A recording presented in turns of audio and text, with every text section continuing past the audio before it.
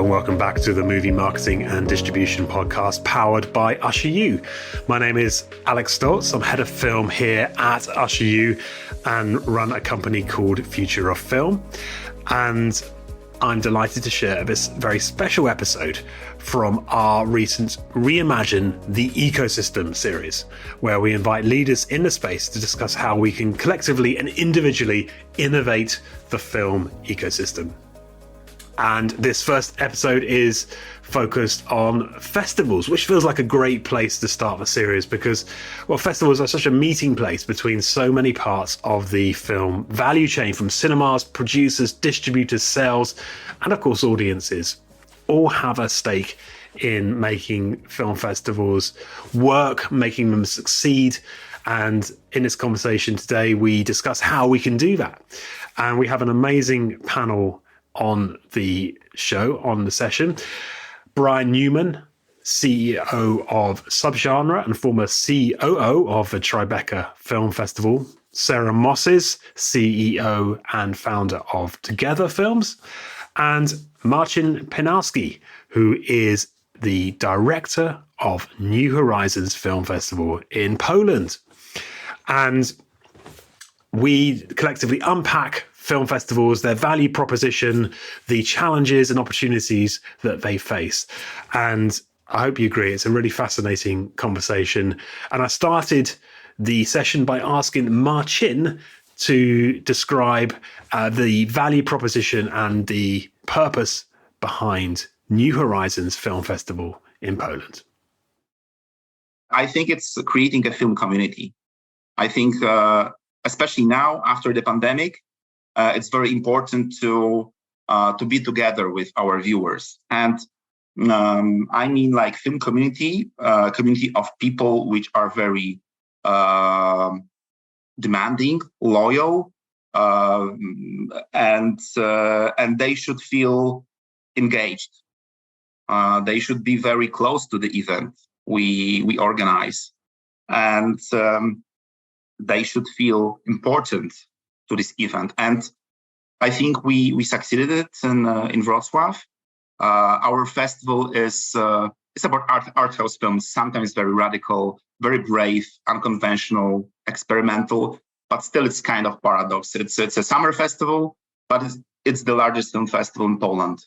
But it's our viewers are very young, very, very young. I mean, like we saw during the last few years that we have completely new wave of viewers, like from 19 to 23. And it's so different audience that we used to have, very fragile, let's say. And I think we have to reshape our thinking about organizing a festival every year. It's very dynamic. I think it's organizing film festival. It's a permanent process. And but yes, I mean like community being together. So we think about our viewers when we program a festival. So it can be abstract. It can be just, collection of best films. Somehow the program should correspond with their lives. Be close to them. It should be alive. And of course, like, every other things like communication is different now. Like production stuff, like creating space.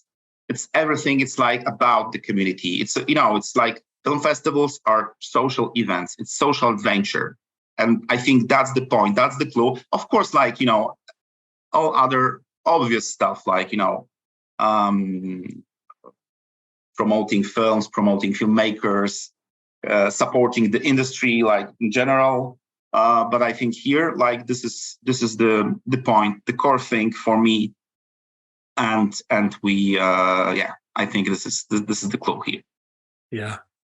So you have to think local. You have to think about your local audience first before you can start thinking about wider industry goals or bigger objectives. Yeah, I mean, we know our place. New Horizons, like we have 23 years. So let's say it's it's not a new festival on a map, but let's say we're young. It's a festival for, open-minded people, young people. It's the festival is very fresh. But of course, we show a lot of classics. So we think about tradition, about film history, showing unusual names. Not like you won't see a retrospective for Federico Fellini at New Horizons, but maybe like Pedro Costa or A początku wyrasta ta kul. So edgy names, like new names, fresh names, and I think it's I think it's crucial, to be close to our audience, to know their needs. Every year we have our surveys, we talk to our viewers and we analyze all the data, and it's so important. And then we correct some things. We have some problems like every festival. We can do better.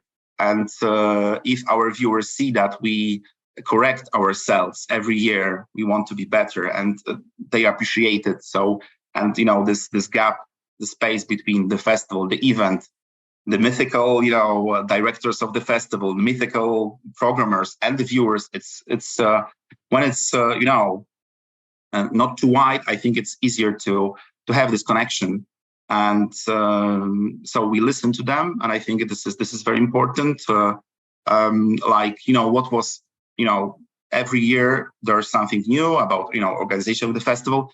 But let's say last year we had some few opinions about we should have trigger warnings in film descriptions. But last year it was 5-10 opinions, like single ones, let's say. So okay, no, we don't need that. It's a festival about edgy cinema, about brave cinema. It's obvious that you can have violence or other stuff here in the program.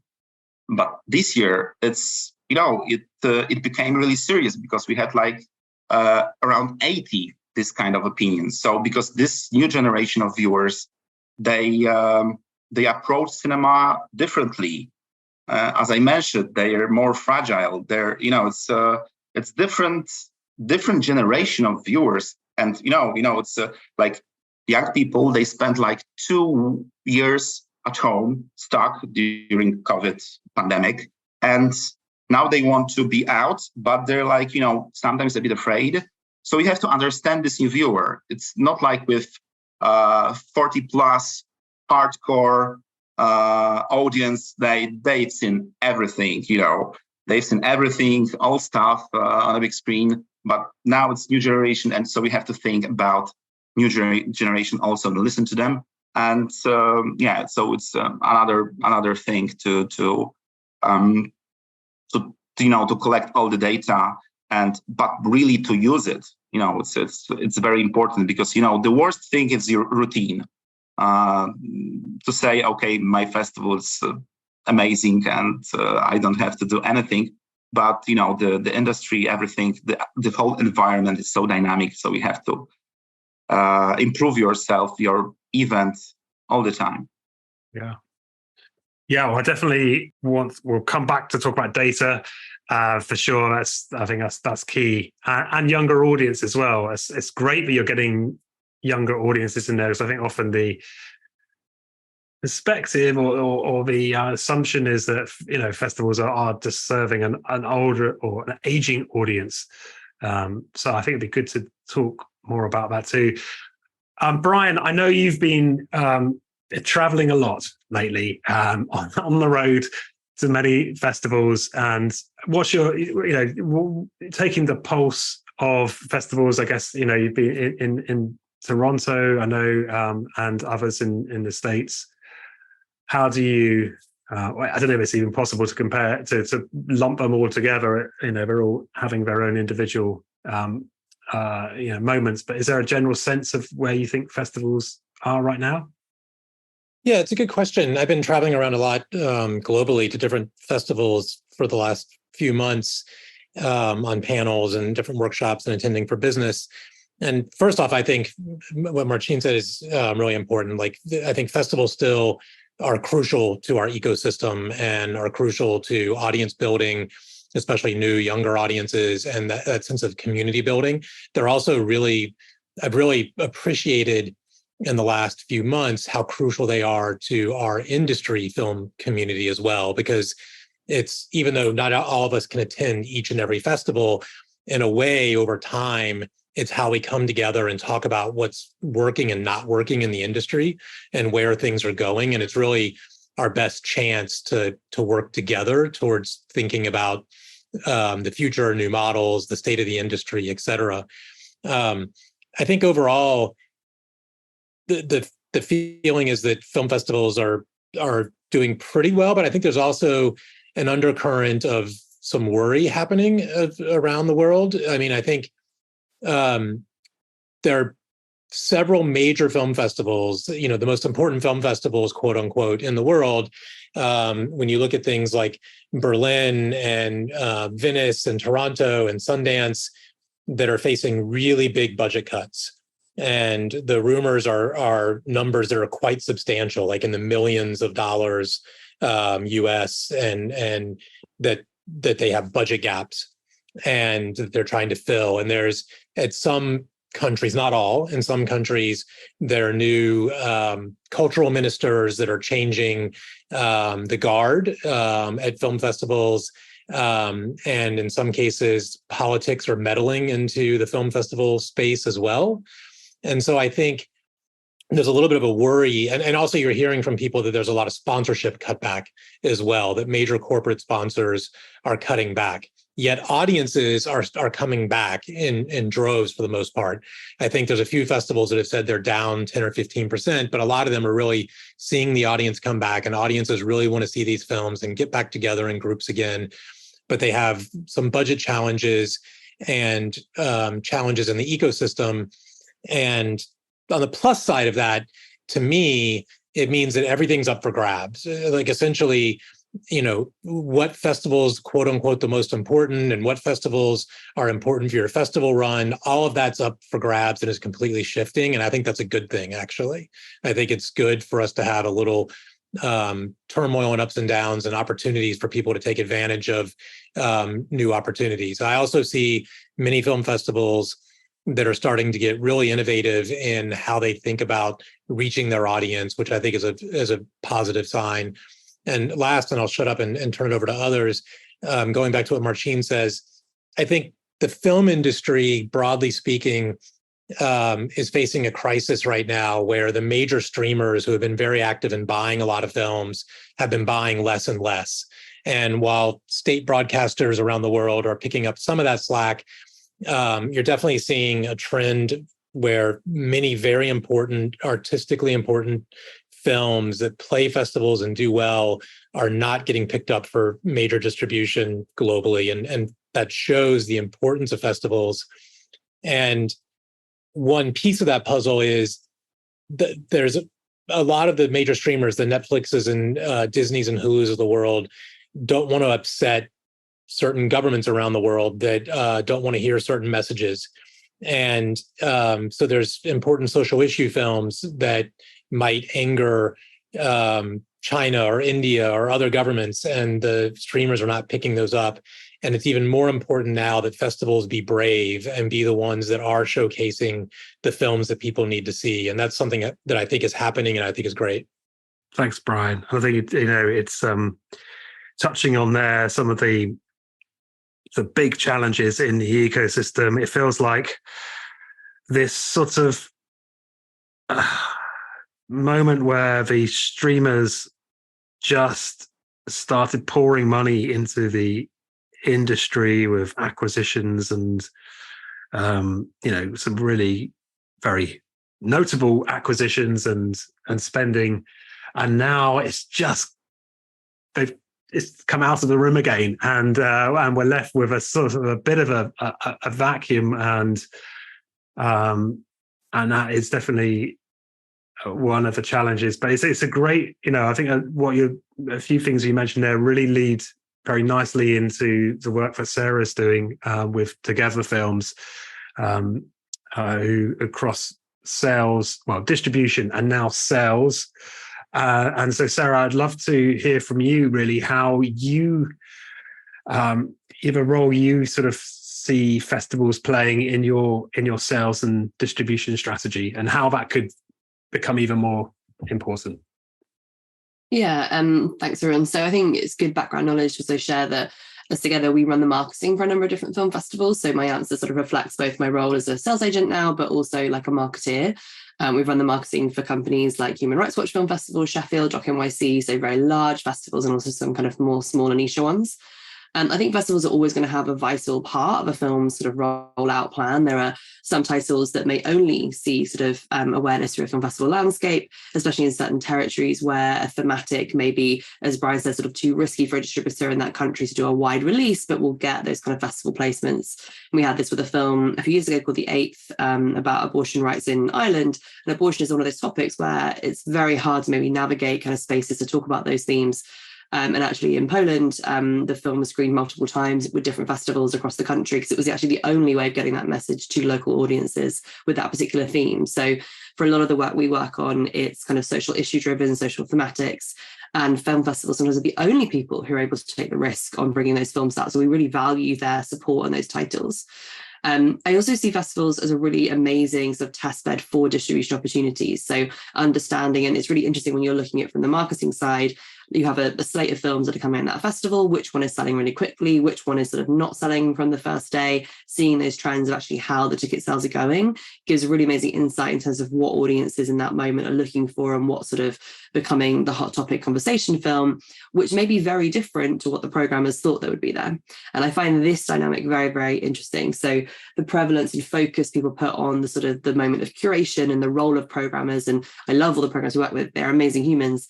And then the combination of then the marketing effort and the marketing reach to audiences, because sometimes those things align completely, and other times what we all thought was going to be the big sellout sells 2 tickets and everyone's going like, why? So there has to be this really amazing connection and really good collaboration between the programming teams, the marketing teams, to build on innovative kind of marketing strategies to ensure that every film is getting enough love to kind of fill those tickets kind of as they come through. And then when I look at a festival's kind of positioning from a sales kind of strategy, there's some sort of what we call like the baseline of coverage that is required. So what are those top tier festivals where we could premiere a film? It's going to give you your initial sort of industry review moments. We had a film called In Camera that premiered at Carlo Vivari this year. And by luck, in terms of who was on the ground, which press was in attendance, we managed to get incredible review coverage from all the trades in that weekend. Had that film premiered in another festival, would it have got so much spotlight on it? Who knows? You can never know kind of either way. But I thought there was a value of it premiering at Carlo Vivari and giving it some space around there to get that kind of industry love. So plotting out your initial sort of festival kind of launch moment is always going to be most kind of critical for a kind of sales plan. And then building that. And for some films, it might be that massive splash at Sundance at the beginning of the year. And then you're doing South by, and then maybe you're doing Sheffield if you're a kind of documentary. But knowing what those first sort of 6 months of a rollout is, I can't foresee that not still being a vital thing for a sales agent kind of moving forward. I think we're always going to need that sort of that moment. What I do see shifting, and where I hope we're kind of moving in industry, is a greater transparency of the data exchange between a festival and the sales and distribution kind of partners. So as a simple logistical point, depending on how a ticketing system works at a festival, you may have access to raw email data or not. So some festivals have a centralized box office system, so they know every single human, their name, address, email address, they can see everything. Other festivals use third-party box office systems, i.e. the venue, the cinema. So the festival doesn't even know the email address of who's coming to their event, let alone the distributor or sales agent. So just the real basics of like, how do we function ticketing? How does it work to sell a ticket to a festival? I think that could be interrogated by every festival to say, actually, are you getting access to your actual consumer data in real time, rather than just hoping they sign up to your newsletter or hoping they sign up to your social media afterwards? If we are collecting that data as festivals, how can we build systems that information is shared back with the sales agent? So I would rather know far in advance if my film isn't selling. I don't want my filmmakers to show up for 3 people because that's embarrassing for everyone. If I can know that from the festival early, like, hey guys, your film isn't quite performing, could you guys help give it a lift? Can you do anything else in the region? I would much rather our team jumps on that, calls some organizations, tries to get some additional awareness going so that we're filling a screen. So if our talent is attending, there's a full room there. And so being aware and transparent with your partners on whether something's overperforming really well, can we add another screening because we're overselling? But more importantly, if it's not selling, what can that partner kind of do with you to kind of build up that awareness? And then once that audience has been captured in that moment, that's amazing early test data. How is this doing with certain demographics? What's the demos in that room? Is it a young audience that's coming in, which is a surprise to that particular film? Is it an aging audience? Knowing who's in that room and how they're reacting to that film can heavily inform the decisions we might make on the sales and distribution plan if we can be aligned with that festival on how that operates.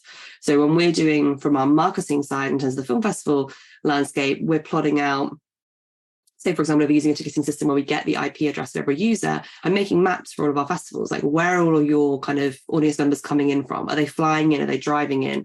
Are they watching at home online? Like, literally, where are they? So if I start a release plan for a film on the back of that festival, I can already see we might have love in this state or in this region. And I think there could be a much more synchronized movement about the way we capture audience data and the way that we share that across the value chain with all of our different stakeholders. That's really interesting, Sarah. Thanks for sharing that. And I think it just adds another layer of value that the festivals can bring. And as you say, they're already capturing so much of this or building so much of this, but it's not being captured necessarily, and it's certainly not being shared.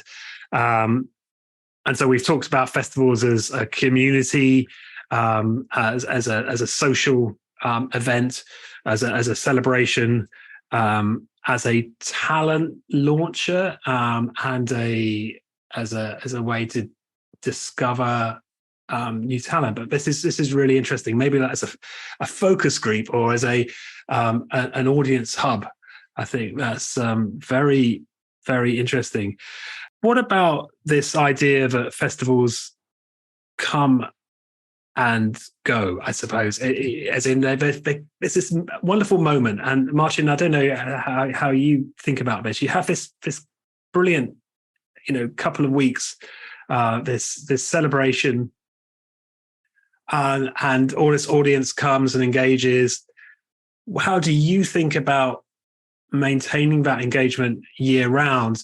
Do you think there's value in the festival brand and the festival itself having more activity throughout the year, working with distributors, sales companies? I'm just throwing some ideas out. Yeah, it's creating a brand. New Horizons is a brand in Poland, but it took a lot of work through years to achieve that. And absolutely, especially now, we live in an era of communication chaos, so you have to be in touch with your viewers all year. It's not like, okay, we have 2 months to the festivals, okay, so we now should announcing the program. No, you have to be in permanent contact with your viewers. We had this experiment. We established 6 years ago a Facebook group, New Horizons After Hours. So it was a place, to exchange opinions, comments about films, reviews, between people. And then, but of course, like this interactive place, interactive field. Okay, we're giving you space, we moderate, but not interfere too much. But and this place with good tools became a place when they, exchange tickets. It's, during the festival, it's nuts, it's crazy. It's, so many people. It's the place. It's like a virtual festival, and of course the pandemic, helped with that a bit. Because we have 2020, we had our festivals only virtual edition, but it's alive, and I think now we have 8,000 people there. At 8,000, and let's say 1,000 or 1,500, they're really active, and what the point is, you have to be, all year you have to moderate this group, give something. And we know also, so that's the first point. And, the communication there, it's a lot lighter because, we realized some time ago that our communication, especially in our social media, was too serious. It was like, we're a film festival about art house, artistic cinema. So we're very serious, but it's not a university. Of course, we want to write about our films we program with respect and with knowledge, and of course, but at the same time, this communication between the festival and the viewers should be lighter. I mean, with some kind of with sense of humor, with this to limit this distance between us, and yeah. So and what. But of course, without other activities we also around 8 years ago, we started distributing films. So we pick 7-8 films from the festival and we distribute them. Poland's quite a big country, of course, like not comparing to the States but in Europe, it's quite a big country. So not all people, they can just come to Wrocław. Festivals are for people they can afford it, and it's not for everyone. So, our films, we pick 7-8 films and they just travel. We do theatrical distribution. And also during the pandemic, we established our own VOD platform. And till this day, our festival is hybrid. So we have, of course, now the online part is only the extension, not like the main part. It's only the extension. But this year we had 70 films, and it didn't disturb the physical edition of the festival at all. But still, we had like 15,000 views only online during summer in July. So the platform distributing films, making some, special events during the year, every July, a month before, we have a special screenings. We travel, our programmers, festival people, they travel in different cities, and we show film from the festival program. We meet our viewers. We talk about films about 2 or 3 hours. So yeah, I think it's very important to not think about the festival about this 2 weeks in the calendar, only 2 weeks in the calendar. I think you have to think about like creating a brand, but whole year. Of course, it's possible like 12 dynamic months, but at least be for a longer period of time. It sounds like Marcin's doing it right. But unfortunately, I think a lot of film festivals are not following your lead. I think too many festivals are focused on that 1 or 2 weeks of their festival. And then the communications I get from the festivals near me in New York tend to be, donate, buy your badge early, things that are very transactional. And at the same time, I'm facing a glut of films and it's an attention economy. And I trust the curators of the film festivals near me.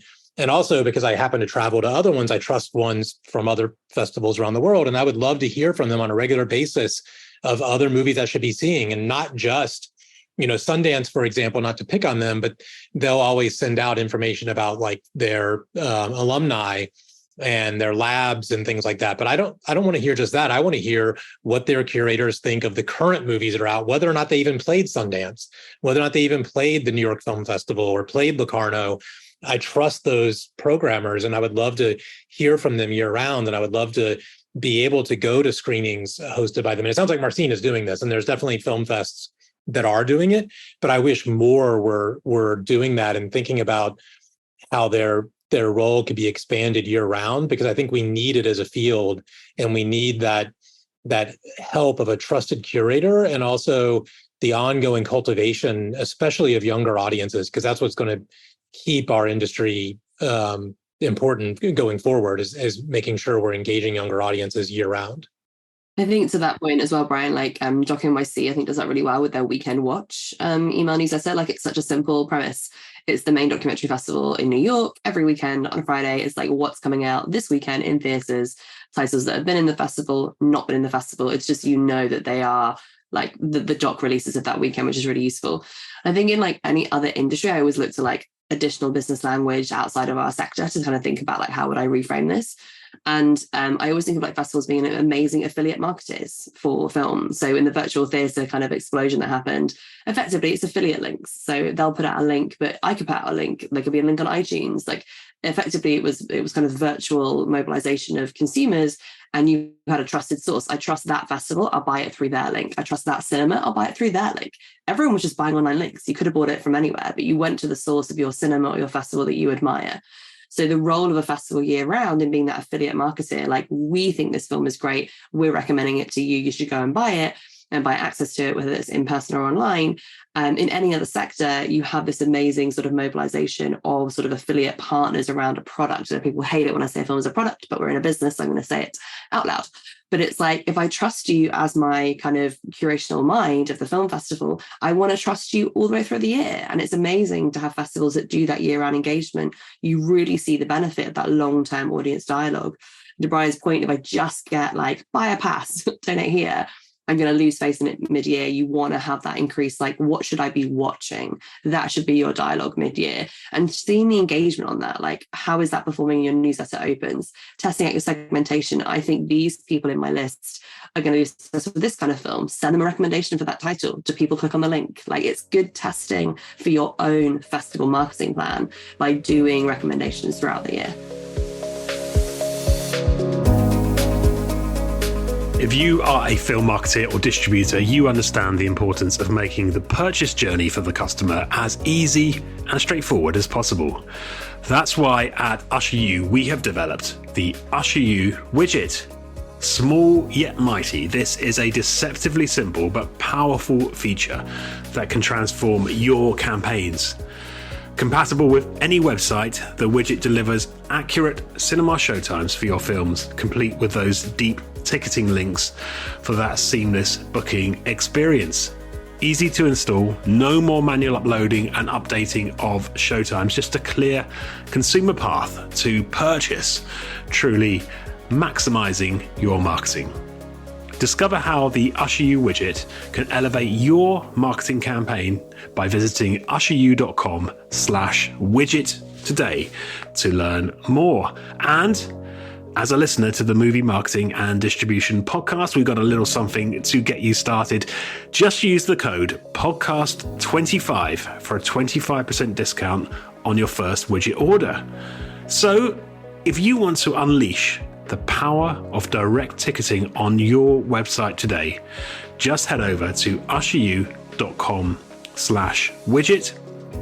I will spell that. That is USHERU. That's usheru.com/widget. And don't forget to claim your exclusive 25% discount with the code podcast25. We talked about young audiences a few times, the mythical young audience, and so critical. It sounds, I mean, again, it sounds like Marcin. This is why we invited Marcin onto the session, because he sounds like he's doing it. I mean, I would love to hear about how you're doing that, Marcin, and Sarah and Brian, if you have any other examples or thoughts about how to bring younger audience into the ecosystem, and the roles festivals can play in that, because often the perception is that festivals are for, a sort of an elite older audience. So anyone who had thoughts on that, please jump in. I think like communication and promotion, this is the key. We 7 or 8 years ago, we realized that we're losing our average viewer is, the age of our average viewer is going really, really high. And okay, we're doing something wrong.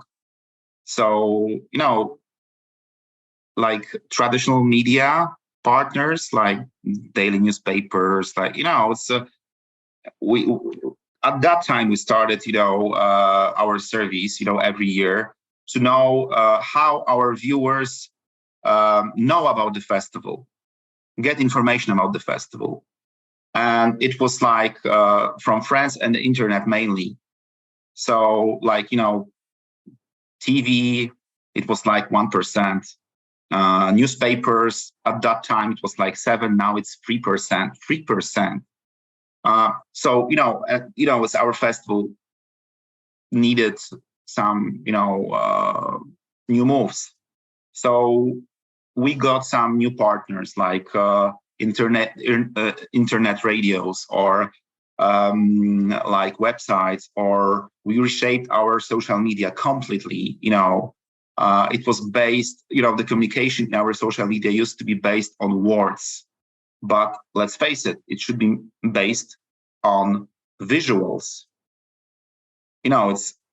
We're working in the film industry, so we shouldn't write. We should show clips, show photos, stills, graphics. We should think visually about our viewer, like about communication with our viewers, because they think visually. It's like we're living an era of Instagram. I think our Instagram it's more important tool of our communication than Facebook. We'll see what will be next. And with every part of the communication, with our posters, every year we have different poster with a connection with film program. You can easily check our ideas on our website or Google it.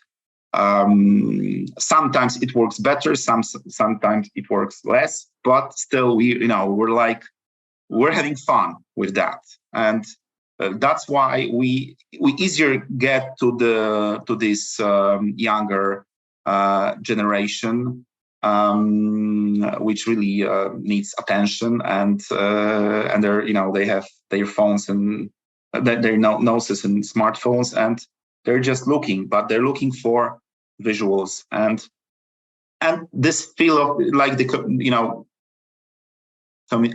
community. They need to feel important and visible, see their problems on a big screen. Like we have a lot of LGBTQ audience, young audience, and we need to prepare special selection just for them, selection of films just for them. So, we used to have all these masters films, okay, Ken Loach made a new film, we need new Ken Loach film at the festival. No, we don't need it. If it's not for our audience, so maybe we don't need it. Maybe it's let's save this place for a younger film director with vision which is closer to our viewers' world. So this is this kind of dilemmas. So it's about, I think mainly it's about communication and also programming. This program should be like dynamic and we have to evaluate it every year. Picking up on Marcin said there as well, like around, and it's someone in the chat, in the webinar chats, but as well around the sort of TikTok generation, this sort of like video obsessive sort of youth audience we have. I think that's a really fun thing to like embrace into. Like many young people now, where sort of my generation, you'd be like, I'm going to Google that. I would head to Google, I'd search for something, I would like look up what to watch there. Then it became, I'm going to YouTube that. Like younger people say, I'm going to hop onto YouTube, find out what's happening. Now people go to TikTok to find out, like ask a question of like, how do I learn how to do this? And they're using TikTok in that same search mentality. So if you don't have sort of your film clubs up there, your trailer for your festival up there, you're missing out on sort of potential audiences that kind of like organically kind of searching for content to watch kind of in that way. And then it also just creatively means having sort of like video editing sort of teams who are really nimble on the ground. So are you getting like vox pop straight after a screening oh my God, that film is amazing, everybody should watch that. Like, are you posting that in real time, especially if you haven't sold out the next screening? Like, getting that real-time audience feedback, putting it out as a video concept, and then seeing ticket sales kind of coming up. I think there's a greater way that we can collectively be using like short form video across all of our marketing channels kind of in general, but especially for festivals. And again, that can be something that year round could be kind of keeping up as you have these year-round events, year-round releases, year-round kind of opportunities, and building that into your strategy, I think, is really, really key. So with all the films kind of playing, at least having a clip from a film that they can provide if they haven't got a trailer yet ready. And for the filmmakers and producers listening in, make sure you have at least a clip you can share with the festival, because it is becoming the sort of route to best marketing, is having video assets that can be played out. And it's also based on like producer access to that material too. And in the correct format for TikTok and properly formatted. Yeah. I was just at a panel at a film festival a couple weeks ago where everyone was talking about how to get the younger audience. And we quickly realized when she brought it up to us that the only person in the room under the age of 40 was the note taker, who was a volunteer for the film festival. And she very politely pointed out to us that, you know, we need to involve that generation in the actual conversation and in the programming. And that's what's missing from many festivals, not all. Some are thinking about it already. It's also true for diversity. If you look at the programming teams for majority of film festivals around the world, especially in Europe and America, they're extremely white and older for the most part. And I'll go to towns in America that are very diverse communities, but the festival itself is not. And it's got a very elitist reputation. And historically, certain film festivals, not all again, but in certain places, it's kind of been the festival will bring the best of cinema to the wealthy individuals that come and buy, all access passes. And I think we need to see if we can break down some of those walls a little bit. And going back to your comments on TikTok, that's one of the biggest phenomenons this year when you talk to exhibitors and a lot of festivals is young people coming out in droves for repertory cinema and revivals and restored prints, et cetera. And a lot of us think that that's because of the prevalence of people now doing essentially film criticism on TikTok through Film Talk. And those audiences are searching out these films. And I think we need to do a better job of engaging with them where they're at, as Sarah was saying, because that's where the audience is. They're not on Facebook. That's just my dad and older. It needs to be going to where the audience is, both for diversity and for younger audiences as well. Makes a lot of sense. So yeah, some great comments in the chat here about how to include the audience and to create a more inclusive, open festival environment. Some questions in the Q&A, which I do want to address. So Cheetah asks, just this comment about indie films. Is that still relevant? Are independent films still relevant, or is it all commercial films now? Any sort of, I guess it comes to that point, is like festivals being elitist. We're just sort of preserving this sort of, this genre that no one else is so interested in. I don't think we agree with that. But any thoughts on Suchita's point? Well, maybe I'm not going to the right ones, but the festivals I go to, I feel like have a really great set of programming that's a mixture of commercial films as well as indie and art house and foreign cinema, et cetera. And so I feel like there might be a breakdown in the marketing of certain titles to audiences, but the programming, I think, for the most part, is usually there. It may just be that we need to spend more special attention to push certain types of titles to audiences. I don't know, Sarah, if that's something you've noticed or not as well, but that's how I've been looking at it. I think a festival needs to serve multiple audiences. And it's not just about promoting independent film or just commercial film. It's about having a great festival of cinema and maybe even related things like XR and tech and VR and new things too, but definitely a broad scope. And I think a lot of them are doing that.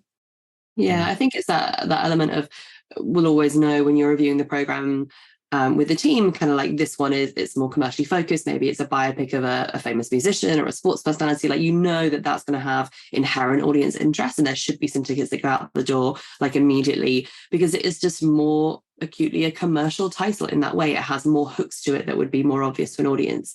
And so it's about both saying, okay, there is a space for those kind of films in these film festivals. There are also audience drivers back to the main program. So if you do have, let's say, like a sports personality film or a celeb-driven title, and that's driving click-throughs back to your website, and then when they come onto that website, it's like, hey, you may also be interested in this. They are also like driving traffic back to your wider program, which is a benefit.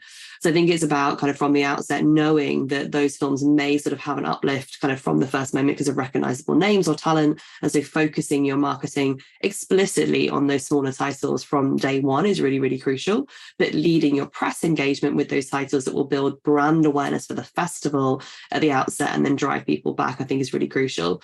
And I think also there's a way of utilizing the sort of more commercial talent of bridging between sort of new titles. So let's say, for example, getting a well-known director to be the host of a Q&A with an up-and-coming debut artist. So you're actually using the more well-known director's name to bring an audience to that title. And we've seen that work very well in certain scenarios where you use the moderator host function of a Q&A to bridge a gap from a kind of a new title unknown with an existing talent. And that's been very useful in certain circumstances. And thinking of a Q&A we did a few years ago where we had a climate influencer who is amazing, and he hosted a Q&A, Jack.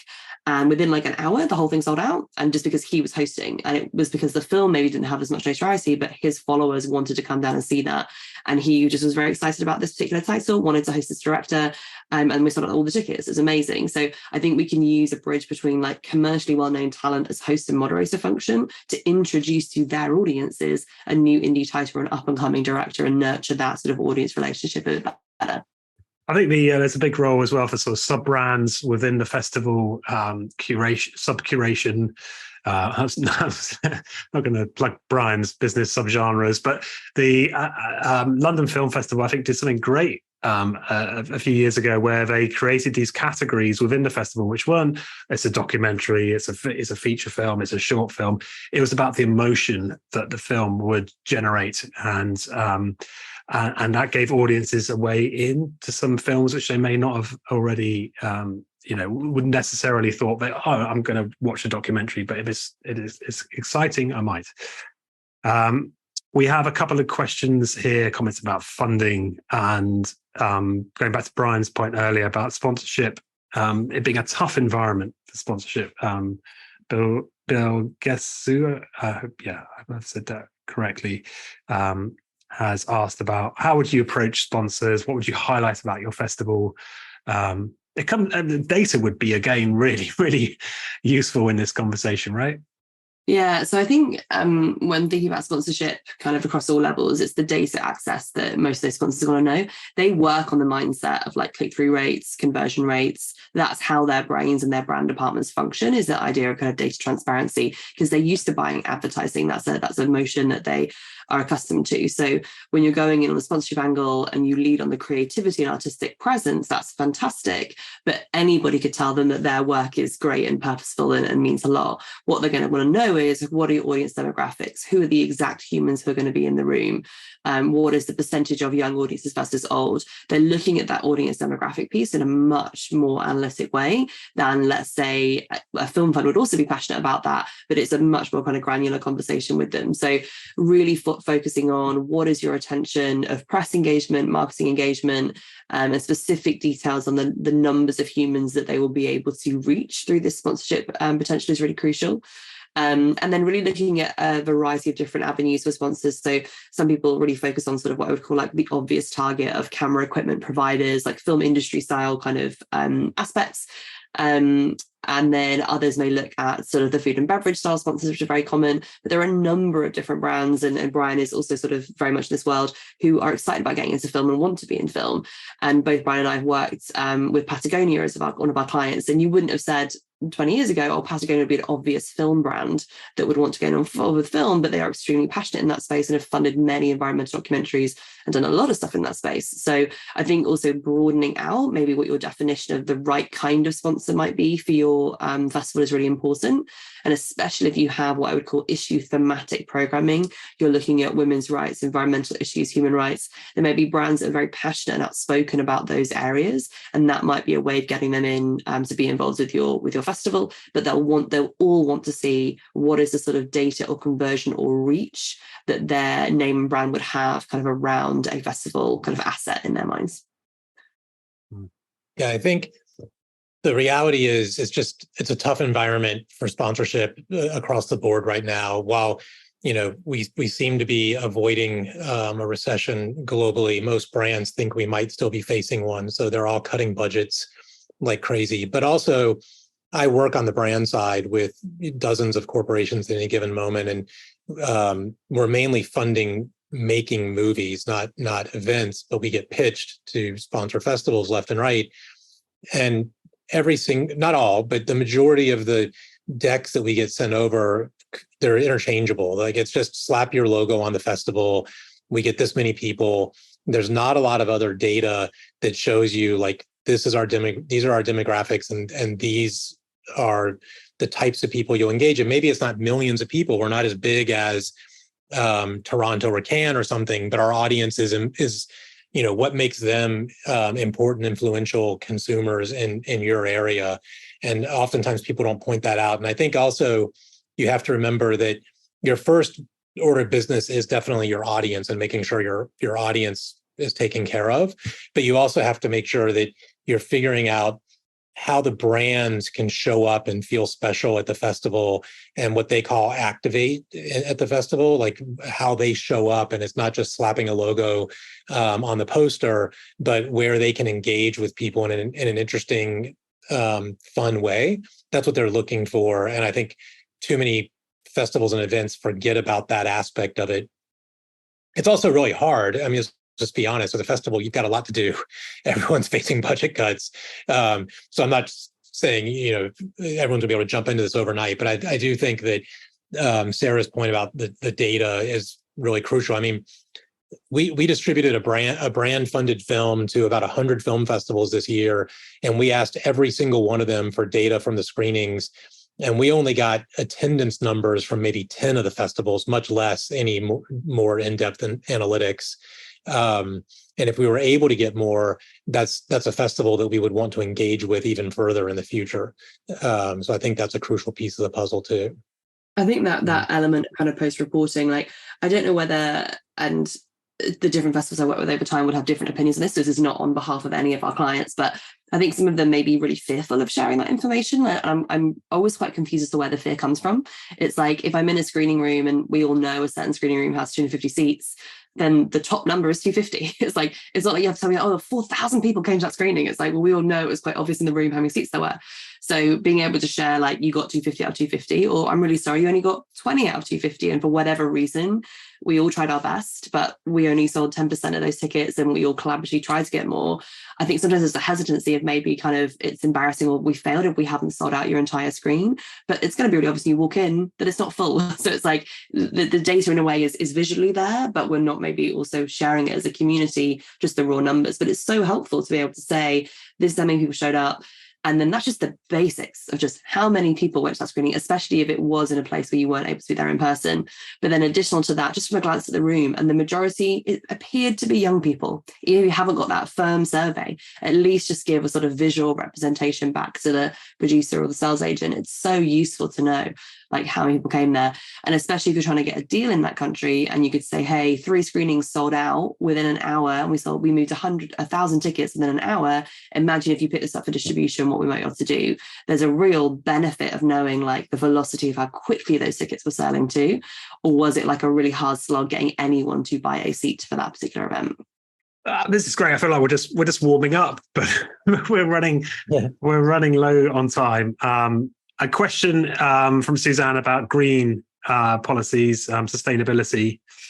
Can anyone address that in a pithy way? Any thoughts on that? Well, I think it's also an opportunity for sponsorship as well. Yes. So, you know, at Locarno, they now have the Green Pardo as one of their awards, and they've made a very concerted effort to highlight their sustainability efforts. And multiple festivals are doing this. I'm just pointing them out because I attended there recently. But I think that's also an area where many corporations are trying to show what they're doing in that space. And so it's a ripe opportunity for getting sponsors involved. And I think that, you know, all of us need to be thinking about this. The big problem is our carbon footprint when we're flying people in from around the world. And I don't know how to solve that piece of the puzzle, because that's part of the joy, is having the filmmakers in person. But I think everyone needs to be paying much more attention to it, because their audiences want them to, and the corporate sponsors want people to be doing that as well. I think in terms of, we did start this conversation a little bit with saying, well, we haven't necessarily articulated the value of festivals or put it, coherently, cohesively down.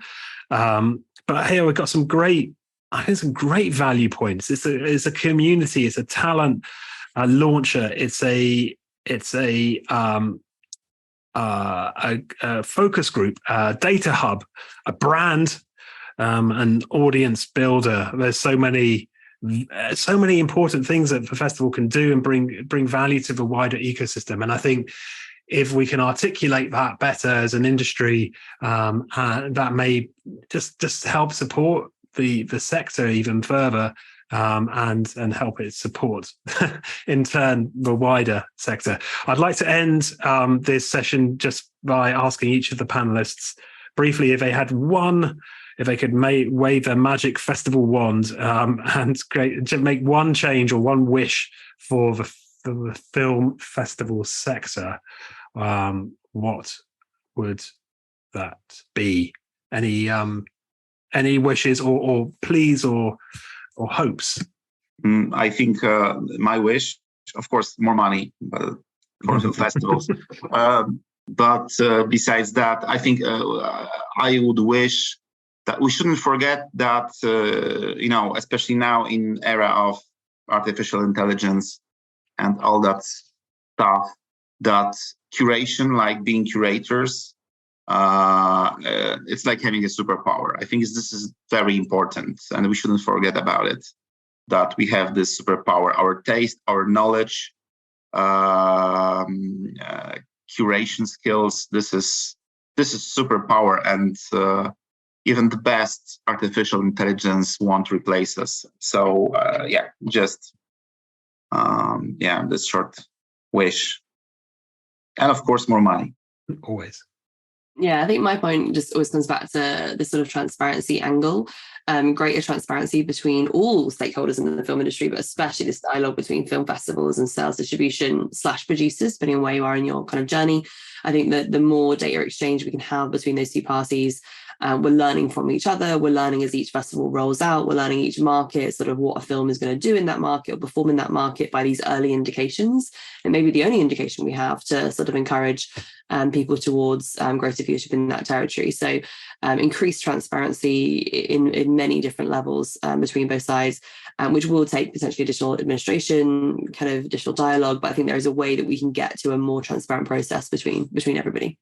Yeah, mine's just an echo of what Sarah said, which is, I think, more transparency across the board, especially with filmmakers and their representatives, whether it's a distributor or a sales agent, and having a lot more transparency from the submission process, as John Fitzgerald was asking a question in the Q&A, all the way through to how many people attended. I think there needs to be a lot more transparency in the industry, and it's something we can all work towards. It's not something that'll happen overnight, but needs to happen over time.